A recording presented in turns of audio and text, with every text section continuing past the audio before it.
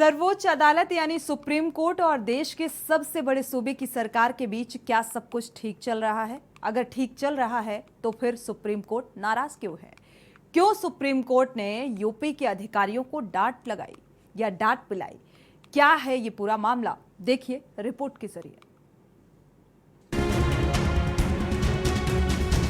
UP की नौकरशाही के रुतबे के किस्से तो हमेशा ही चर्चा में रहे हैं, लेकिन इस बार लगता है कि यूपी की नौकरशाही पर देश की सुप्रीम अदालत की आंखें टेढ़ी हो गई हैं। सुप्रीम कोर्ट इन दिनों उत्तर प्रदेश सरकार से नाराज चल रही है।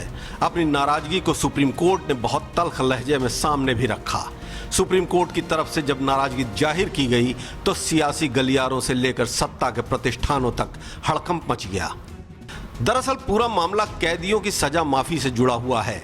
सुप्रीम कोर्ट ने कुछ कैदियों की सजा माफी की याचिकाओं पर सरकार से निर्णय लेने के लिए कहा था। सुप्रीम कोर्ट ने इस निर्णय के लिए 3 महीने की समय सीमा भी तय कर दी थी, लेकिन सुप्रीम कोर्ट के समय सीमा के भीतर उत्तर प्रदेश सरकार ने कोई निर्णय नहीं लिया, जिसके बाद कोर्ट की तल्खी टिप्पणी के मार्फत सामने आई। पूरा मामला शुरू हुआ साल 2022 में।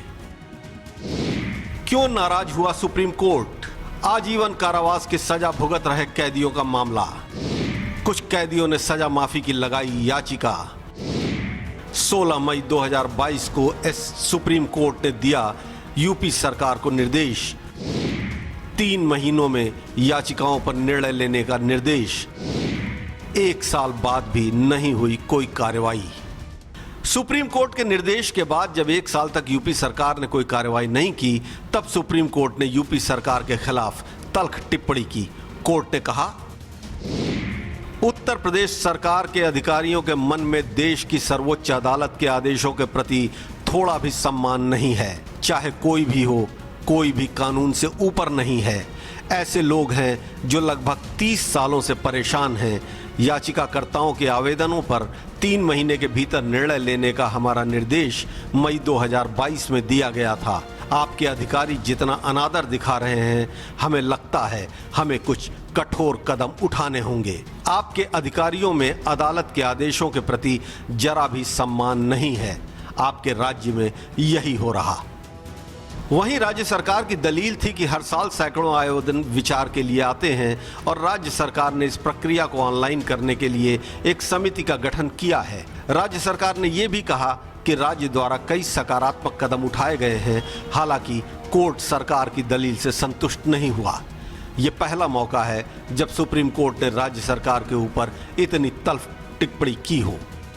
देखिए, ऐसा नहीं रहा। उत्तर प्रदेश की ब्यूरोक्रेसी अब से कुछ वर्ष पहले तक न्यायालय के प्रति उत्तरदायी रहती थी, चाहे वो सुप्रीम कोर्ट हो, यहाँ तक सेशन कोर्ट में भी यहाँ की वो नौकरशाही उत्तरदायी रहती थी। बहुत से मामले डिफॉर्मेशन के चलते थे, अवमानना के चलते थे, और यहाँ तक सेक्शन अफसर से लेकर के संयुक्त सचिव तक पेश होते थे। अदालत की अवहेलना होती थी अगर कहीं कहीं, तो उन पर जुर्माना और सज़ा भी होती थी, लेकिन वो माफ़ी मांग लेते थे।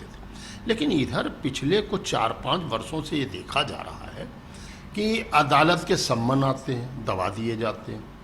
अफसर कहते हैं जाने की कोई ज़रूरत नहीं। फिलहाल सुनवाई करते हुए संविधान पीठ ने निर्देश दिया है कि अधिकारी याचिकाकर्ताओं की समय से पहले रिहाई के सभी याचिकाओं पर 4 सप्ताह के अंदर फैसला करें, और यदि ऐसा वो नहीं करते हैं तो राज्य के गृह विभाग के प्रमुख सचिव को 29 अगस्त को अदालत में पेश होना होगा। पीठ ने सुनवाई की अगली तारीख 29 अगस्त तय की है। सुप्रीम कोर्ट की हालिया दिनों में की गई टिप्पणी ने उत्तर प्रदेश की ब्यूरोक्रेसी के ऊपर फिर से सवाल उठा दिए हैं। अपने राजा महाराजाओं की शैली में काम करने के लिए हमेशा से बदनाम रही उत्तर प्रदेश की नौकरशाही क्या इस तल्ख टिप्पणी के बाद अपनी कार्यशैली में कोई सुधार लाएगी? क्या सुप्रीम कोर्ट के द्वारा कहे गए शब्दों को लेकर के उत्तर प्रदेश की सरकार सचेत होगी?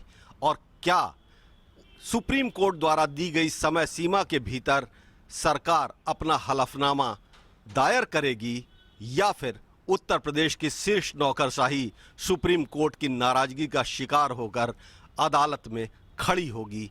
ये अहम सवाल हैं जिनके जवाब तो 29 जुलाई को मिलेंगे, लेकिन फिलहाल इस टिप्पणी ने उत्तर प्रदेश की नौकरशाही में एक हलचल मचा तो दी ही है। लखनऊ से के न्यूज़ के लिए मैं उत्कर्ष सिन्हा।